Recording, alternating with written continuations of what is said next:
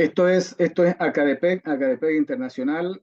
Saludos para todos. Mi nombre es Carlos Céspedes, soy director ejecutivo de Acadepec. Estamos ya a pocos días, recordar, estamos a pocos días de inicio del Congreso Internacional de Psicología Jurídica y Forense. En esta oportunidad, aprovechar para hablar también con la doctora Daniela Ibieta Vildoso. Ella es psicóloga forense y criminalística, a quien le damos la bienvenida para conversar un tema. A ver, la temática de la charla y de la entrevista que vamos a tener con la doctora Daniela trata de la valoración y análisis de la conducta criminal. Doctora, ¿cómo está? Gusto de saludarla y gracias por estar con nosotros. Carlos, muy buenas noches. Realmente agradecida por la invitación y contentos por estar próximos a este gran evento del año que se va a realizar sobre esta gran temática, ¿no? Para mí es un tremendo gusto y orgullo poder acompañarlos en este panel y pues evidentemente aquí estamos listos para responder a todas aquellas inquietudes que es importante informarnos, conocerlos para que esto sea reflejado en la población. Excelente, muchísimas gracias. Quiero, antes de iniciar, doctora, para que la conozcan también, porque usted va a estar con nosotros, en realidad vamos a tener el honor de contar con usted como una de las panelistas, una de las expositoras, ¿no es cierto?, en el Congreso.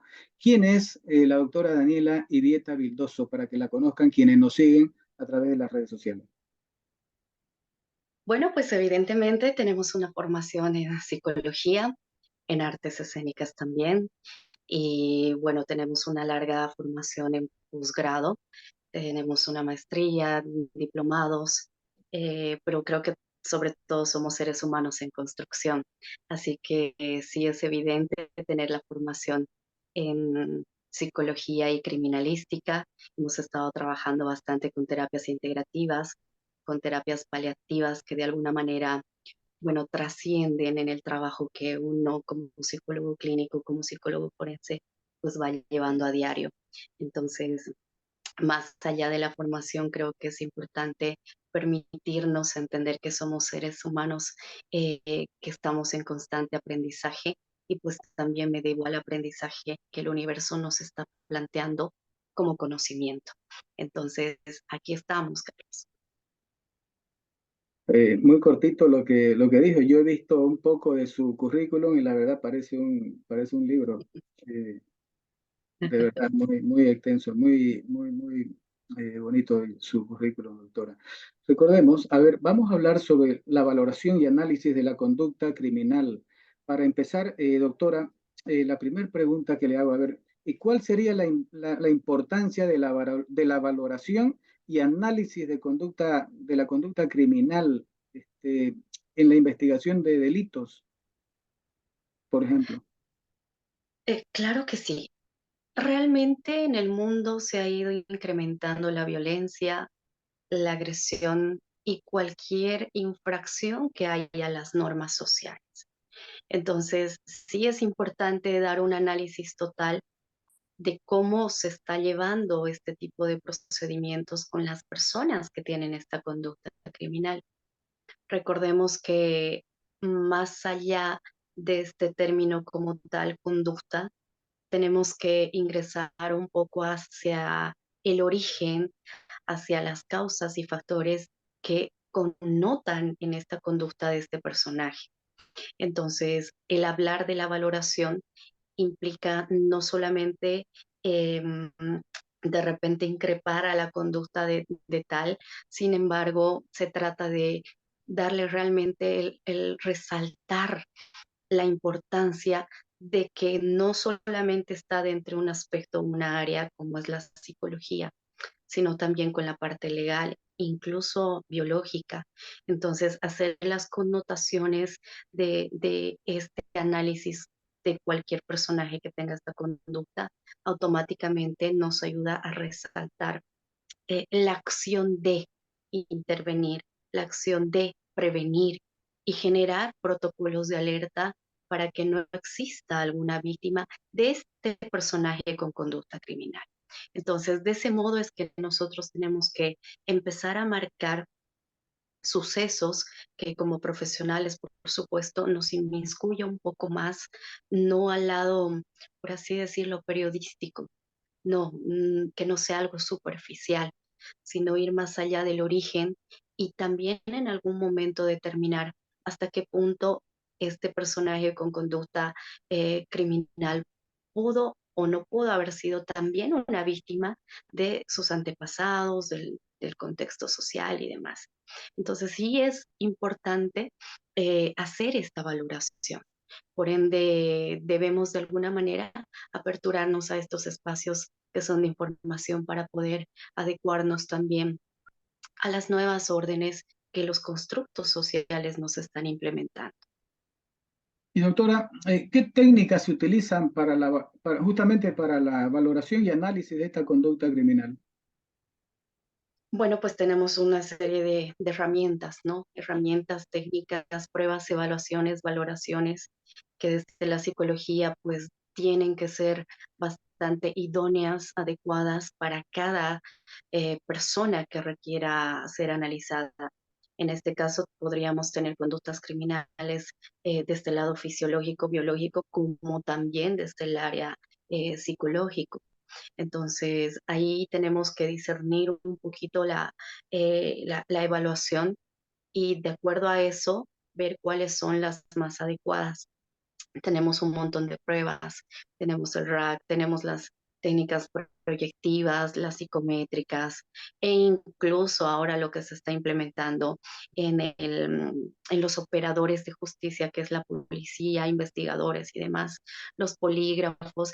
Es decir, que hay una infinidad, sino que depende mucho los sucesos que hayan marcado el hecho de esta conducta criminal y cómo es la personalidad de este sujeto, de este individuo o de esta persona, ¿no? Porque ahora también hay muchas mujeres que inciden en estas conductas. Entonces, sí, ahí podríamos mencionar varias, pero ahí se las dejamos para el Congreso. Y a propósito, doctora, ¿cuáles serían los principales factores que influyen justamente en este tipo de conductas? Pues son muchas, evidentemente. Hay estudios que se han realizado que probablemente puedan tener un indicador de origen, la parte fisiológica, anatómica, cromosómica incluso, que desde el nacimiento pueden tener ciertos rasgos que sean indicadores de que puedan tener conductas impulsivas, puedan tener conductas que puedan alertar con alguna sintomatología. Y dentro de eso, por ejemplo, encontramos, si hablamos de la parte biológica, fisiológica, pues el síndrome alcohólico fetal.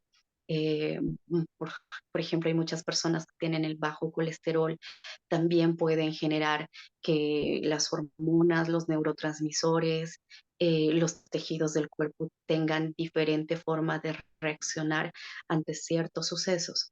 Porque recordemos que la conducta y la personalidad es como un conjunto de acciones que connotan en la vida de una persona. Y esto puede ser también aprendido. Y de ahí es donde viene toda la parte psicológica, social, en la que uno como individuo se encuentra en un contexto, se encuentra en un entorno en el que o bien puede incidir de manera favorable o bien puede incidir de manera contraria. Entonces, también este tipo de conductas son aprendidas. Es decir, que si hablamos de orígenes, de causas, podríamos hallar un montón, una infinidad, porque estas conductas criminales son multifactoriales. Y a propósito, doctora, ¿cómo se puede determinar si una persona tiene ese tipo de tendencia criminal? Ahí es importante hacer un análisis. Ahí volvemos nuevamente a la valoración de las conductas, ¿no? Por así decir, nosotros vamos a poner un ejemplo. Un feminicida, Ujú. ¿sí? Nosotros podemos ver desde la sintomatología clínica y la patológica, es decir, tanto los síntomas que sean psicológicos, los emocionales y los físicos, y cómo responden estos a nivel social. Recordemos que nuestro cerebro es completamente social, por ende todo lo que viene de afuera también influye en mis pensamientos, sentimientos y decisiones de acción. Entonces, ahí, por ejemplo, podemos identificar eh, acciones que puedan generar esta conducta como sintomatología, ¿no? ¿Qué pasa con los feminicidas? Probablemente puedan ser personas bastante sumisas, bastante tranquilas, pueden ser reservados, misántropos, etcétera, etcétera, etcétera. Pero no es como superficialmente se muestran, sino es como internamente intrapsíquico manifiestan sus pensamientos y sentimientos. Y ahí es donde ingresamos para la valoración, ¿no? Para poder identificar esos rasgos que de repente no se muestra como un indicador tangible, concreto, sino como algo muy desmesurado, por así decirlo. Entonces, esos ya son signos que tenemos que analizarlo para poder hacer un pro y, por supuesto, luego hacer un pre evaluación para identificar como alerta, ¿no? Hay detalles, por supuesto, bien complicadas que de repente pueden ya construirse en un cuadro patológico, de repente en un cuadro de trastorno de personalidad, que ya esos son mucho más profundos y son más fáciles de identificar que aquellos que están camuflados con personalidades que de repente no lo son. Y eso está como que trabajado en la parte consciente e inconsciente de la psicología, que hablamos de mecanismos de defensa, que hablamos de conductas que son adversas a modo de camufle, ¿no? Entonces sí hay mucha sintomatología que nos puede ayudar a identificarlos. Estamos con la doctora Daniela Ivieta Vildoso y estamos prácticamente ya a pocos días de inicio del Congreso Internacional de Psicología Jurídica y Forense. Eh, Doctora, ¿cómo se podría evaluar el riesgo de reincidencia de una persona hacia el delito? Si es que no hay un seguimiento, automáticamente sí puede esta persona reincidir. Y eso es lo que de repente en Bolivia nos está faltando hacer, ¿no? Un post penitenciario, un post rehabilitación, porque aparentemente nosotros cumplimos con dar la orden de la privación de libertad, con dar la orden de medidas sustitutivas, medidas cautelares, etcétera, pero no vemos el post de lo que ya una persona que ingresó a estos, bueno, podríamos llamarlos centros de rehabilitación penitenciaria por algún tipo de delito, no hay una constancia ni un acompañamiento que nos permita a nosotros creer en la reintegración social, si es que nosotros no lo hacemos. Pocas son los estados, los países que hacen una evaluación constante de la conducta delictiva de un criminal. Creo que en el mundo son 3 o 4 países nada más, pero nos damos cuenta que es una carencia casi global que no se está analizando. Y ahí es donde a manera personal nosotros estamos trabajando con un proyecto de intención para incorporación al régimen penitenciario de una psiquiatría penitenciaria. Es importante de que nosotros al momento de hacer la valoración y el análisis de las conductas criminales que son ingresados como privados de libertad a un centro de rehabilitación, evaluarnos desde el día uno para ver la evolución, para ver si hay cambios de hábitos y de conductas, para poder entender si hay una reinserción, para poder entender si va a ser válida una reintegración social o no. Esto debido a estos factores de origen que si bien pueden ser fisiológicos, biológicos o si bien aprendidos, psicológicos, emocionales, pues de acuerdo a eso nos da la alerta a poder trabajar con esta persona. ¿A qué me remito con un psiquiátrico penitenciario? A que Lamentablemente estamos en un contexto donde nosotros llevamos a una persona que roba una garrafa por necesidad, llevándolo al mismo contexto o espacio con un psicópata. Y nadie hace la diferencia y nadie inmiscuye cuál va a ser el efecto que cause entre estas dos personas. Y ahí decimos qué es lo que estamos haciendo con nuestros privados de libertad, qué estamos haciendo con con estas personas que tienen este tipo de conductas. Automáticamente lo que hace es incrementar o bien su estado o incrementar su resentimiento con la sociedad, porque recordemos que la conducta criminal es una conducta antisocial y esto debido a que infringen normas de la sociedad y automáticamente al infringirlas se remiten a que no están cómodos, conformes ni de acuerdo con lo que la sociedad le implementa. Por lo tanto, esta persona va a salir a un mundo, entre comillas, normal, pero para él puede ser diferente, porque realmente puede tener estas conductas de resentimiento, puede tener esta emoción de represalia o simplemente de venganza por X, Z motivos. Entonces allí marcamos bien estas cosas que tienen que ser bastante importantes, ¿no? Esta pregunta es muy interesante porque obviamente nuestro contexto nos permite de repente tomarnos mayor cobertura, pero a medida de las posibilidades, como profesionales en el área, tenemos que empezar a medir nuestra intervención para que aquellas personas puedan hacer su reintegración social. Y sí, sí creemos en la reinserción, dependiendo cuánto se sigue, cuánto se da constancia al acompañamiento post Ujú. acción. Y doctora, ¿qué, qué diferencia podría haber entre una conducta criminal impulsiva respecto de una premeditada? La impulsiva definitivamente puede ser incluso accidental, fortuita, ¿sí? Vamos a llamarlo así. La premeditada automáticamente es con dolo y con intención. Em, Muchos o muchas de aquellas personas que tienen esta conducta automáticamente tienden a cubrir y a encubrir los sucesos, ya sean premeditadas o impulsivas accidentales. Excepto con algunos casos de psicopatías. Cuando hablamos de las psicopatías, por ejemplo, puede ser realmente un trofeo el que la gente sepa de las acciones que ha cometido, ¿sí? Y no lo niega, lo acepta, pero entre otros, pues ahí ingresa esa gran diferencia, ¿no?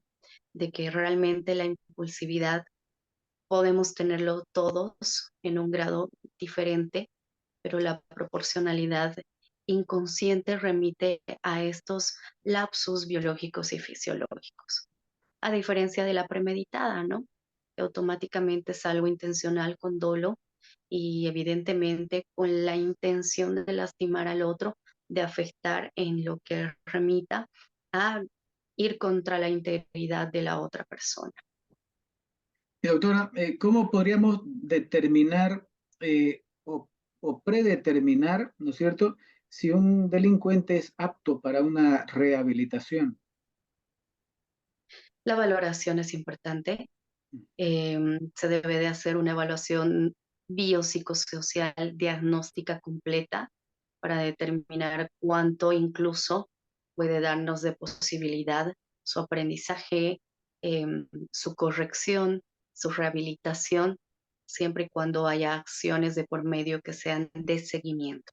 Dependiendo todo eso, sí se puede valorar algún tipo de salida alternativa para su rehabilitación, porque no puede ser una libertad total.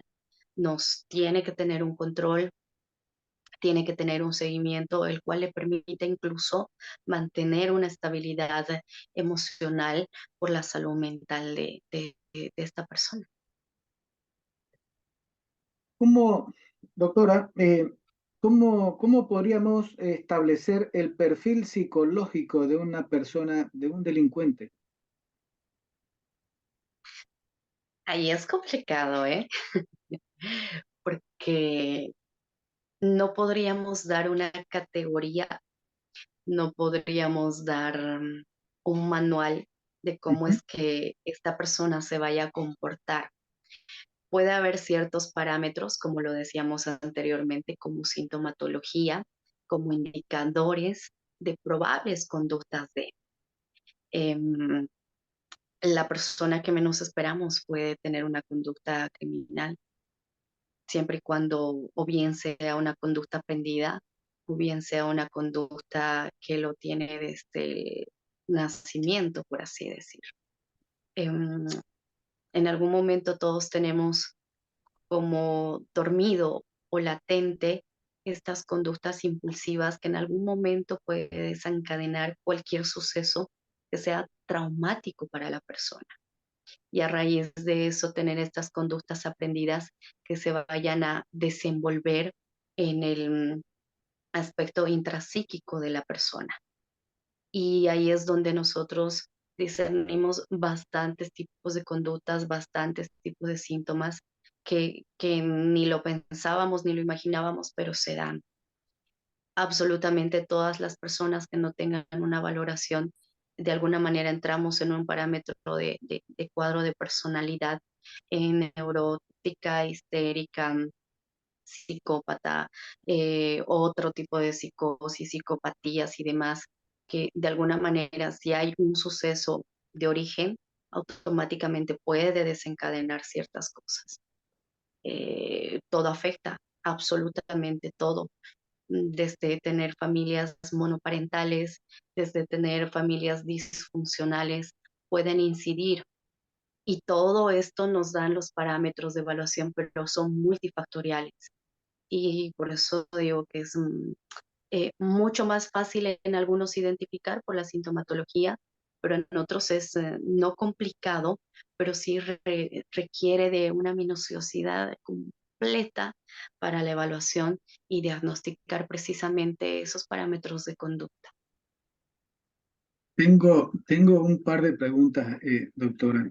Me voy a permitir leerlas, a ver, eh, ya para ir terminando. ¿Cuál es el papel de la evaluación psicológica en el juicio de un delincuente? Es fundamental. Es fundamental porque de ahí depende su futuro de esta persona. O bien para que se le pueda privar de libertad y entrar, ingresar a un centro de rehabilitación, o bien que sea penal, o bien que sea psiquiátrico. En muchos casos se hace esa valoración para justamente medir también el rango de pena, el rango de medida que se le vaya a implicar. Pero reitero nuevamente que es importante incorporar en estos tiempos un psiquiátrico penitenciario, ¿no? Que esto nos permita diferenciar estos procedimientos y si es una persona que ha cometido un delito y es criminal, y dependiendo su diagnóstico psicológico emocional, pueda tener también ver la posibilidad en qué espacio reconducirlo, porque estamos contextualizando que en Bolivia, eh, bueno, pues todos están ahí en un mismo lugar y tenemos que ser bastante selectivos a la hora de analizar estos casos para que no haya esa discrepancia entre ellos mismos, ¿no? Y obviamente el papel es fundamental porque en estos tiempos se ha determinado que con cámaras GESEL, que con otro tipo de evaluaciones completas, diagnósticas, de personalidad, alertan a nuestros operadores de justicia para tomar la mejor decisión. Entonces sí es bastante importante y es menester también mencionar que tenemos que de alguna manera posibilitar más acceso a que los profesionales en la salud mental podamos incorporarnos a estas entidades de justicia para ser la mano operativa de nuestros jueces, de nuestros fiscales y así coadyuvar juntos para tener mejores resultados con estas personas que también son humanos, que en algún momento cometen errores, pero en algunos casos pueden ser reinsertados.